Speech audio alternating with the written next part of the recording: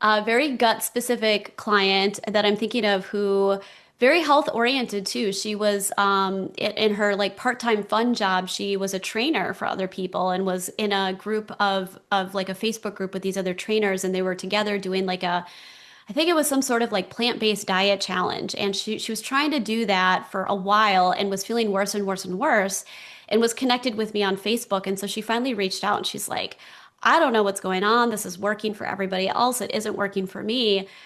Decided to start working with me. And she was having a lot of the classic IBS symptoms, urgency, having to run to the bathroom Mm. potentially multiple times a day, the bloating, the stomach discomfort, especially later in the day, which is common with these things because as food doesn't get digested, it sort of ferments and bacteria ferment it, and then that bloating gets worse and worse and worse. And so she, started and we looked at her diet. And of course, I guided her through some diet changes that weren't plant-based because obviously she had tried that, didn't work for her.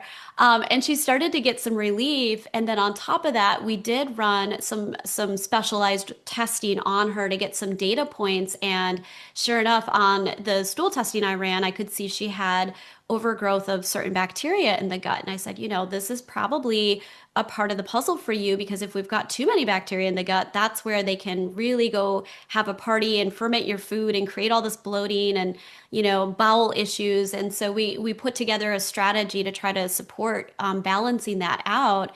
And by the end of that process, I would say generally it takes a few months of working with someone to kind of slowly make these changes, have the body respond.